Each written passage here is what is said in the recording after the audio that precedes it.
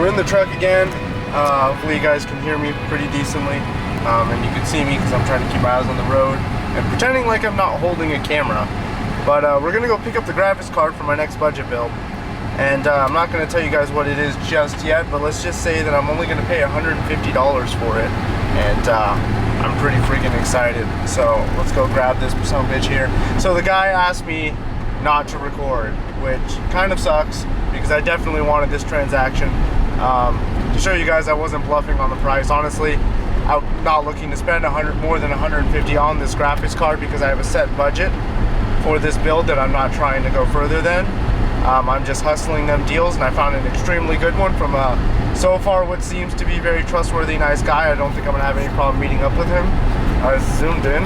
Oh God, oh Jesus, I'm gonna crash because of this. I'm gonna pull in the gas station real quick because I gotta pull some money out the ATM, and then we're gonna go meet up with this guy, but I can't record it because he asked me not to, and he didn't really say don't fucking do it. He just kind of said I'd prefer if you didn't, which, you know, for the respect for him, yeah, you know, it's fine. If you don't want me to, then that's fine, I won't record. But you guys will see the rest of it when I get home. So see you guys later in a second, probably. So I'm sitting at a light, so I'm gonna do this quick. Oh fuck, I taped it back up and everything. Shit. Hold on, you guys. So I'm gonna show you what I grabbed. Put that down. So what I was able to get, oh God, we're moving. Okay, so we're moving, and I'm gonna pull a U-turn while trying not to look at the camera, but hopefully holding it at my face. I can't tell. Yeah, I was holding it pretty much at my face. So you guys were wondering what I was picking up for 150 bucks. I'm gonna go ahead and show you. I don't know if I'm gonna post this video on YouTube yet, but it'll probably be on my Twitter. I'll probably show it on Twitter, but not YouTube. I don't know. We'll see. Maybe I might do it. Who knows? But that's right. 150 bucks. Not sure if you guys can see that because I can't see what the camera's looking at. But yeah, that's what that says. $150. Yeah, we're gonna be going ham on this budget build. As you guys can see, I've already what is that? 80 plus 150, and we got most of the components. All that's left over, we need a power supply, we need a hard drive, and a case. So we need 3 more components, fairly major components, and then we are done with the budget build, and we are already at $230, I believe. 80 plus 150, 230. So we're already at $230, and we only need 3 more components. Hard drives I can usually get fairly cheap from that guy I got from last time, but he doesn't let me record either. So what's up with these guys giving me amazing deals and not letting me record? It's fucked up. Not really. That's their personal space, and I just don't like bum rushing people with the camera. So, you know, that's just how it goes. But yeah, super low budget, and we're gonna get into some pretty fucking heavy gaming with this. Just you guys wait. Yeah. Alright, so I went and picked up a couple of glass pieces. I'm still gonna be waiting on a case and a power supply. But we got this right here, which is a Seagate 500 pipeline hard drive. I went to that hard drive guy again because he had a whole bunch of them. He had it 10 bucks. Not as good as the 640 gig, but it actually is probably faster. I really don't know. I haven't actually tested it. But I do know that it's a newer hard drive than the Western Digital because of how thin it is. If you guys can tell, well, it's kind of hard to tell, but it's a good amount thinner. And I know that Seagate's newer hard drives are a lot thinner than their older ones. They're actually even a lot thinner than like Western Digitals and stuff like that. Even their 1 terabyte model and 2 terabyte models are pretty thin. So this is just a Seagate pipeline, 500 gigs, 10 bucks. And then I was originally going to be replacing that stock cooler with a what is it? A Cooler Master TX3 cooler. But I found this.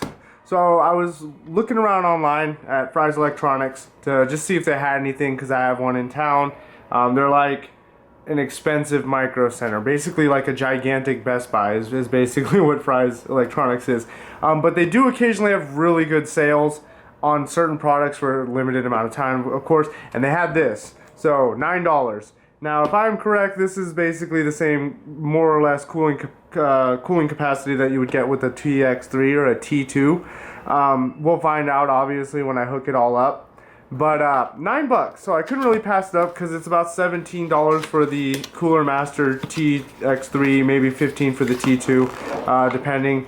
So now it has the blue fan, but that's this one I think.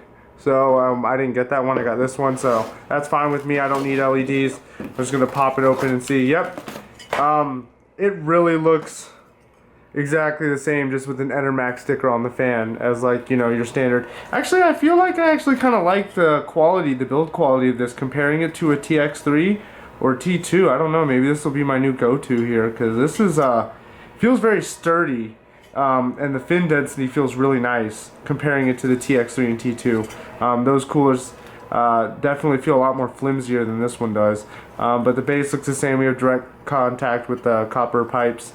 A sleeved cable, sweetness. They actually, for $9, I mean, you can't really beat that. That's the main reason. The box, perfect RAM compatibility apparently.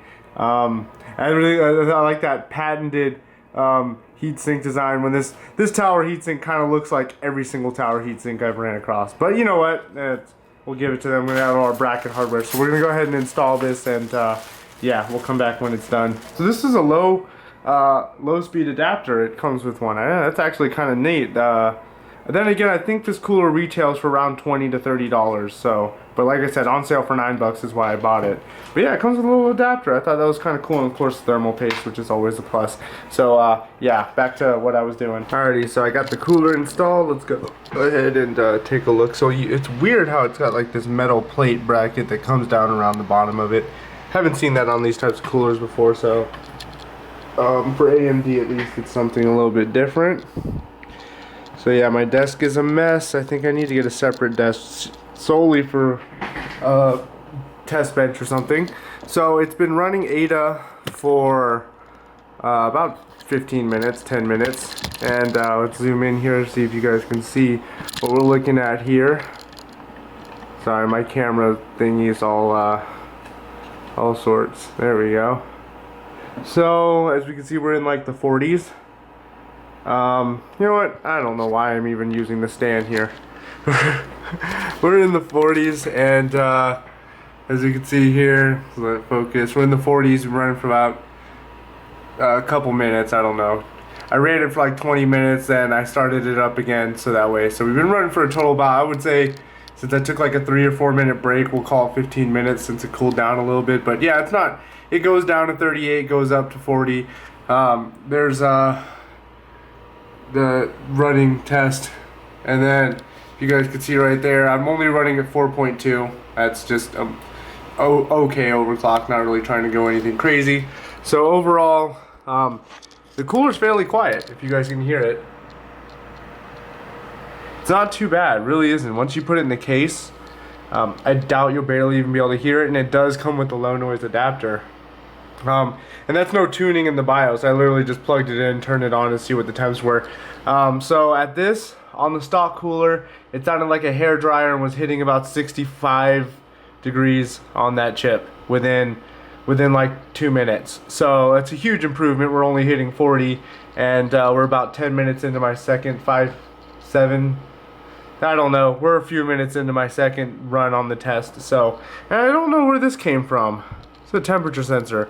I'm not sure if this came with the cooler or didn't, but I found it on the desk. It might have came with this cooler, which is kind of cool if it came with the temp sensor. But oh well. Doesn't really matter. I'm just gonna put it somewhere. I don't know where. But yeah, so far so good. I like that cooler. $9 buy right there. Great buy for $9. I definitely do like it more than the TX3 and the 212 Evo. Or not 212 Evo, TX3 and TX2. Now I think it is the TX2 one that I had a problem with AMD sockets, is that it only let me face it pointing downward because of the way the bracket worked. Intel sockets you could point going that way. The TX3 you could choose whichever way, but the TX2 was the one that would be the one with the copper heat pipes that make a connection all the way through, and the ends aren't up here. I think that's the TX2 or the T2 or whatever. But either way, great cooler, $9. So like I said, still 40 degrees Celsius, still at 4.2. We're doing good. 41 degrees now. So yeah, That'll probably be it for the updates until the actual build, because all I'm waiting on now is the case and the power supply. I've already done a large portion of the bench testing. So stay tuned, and catch you guys later.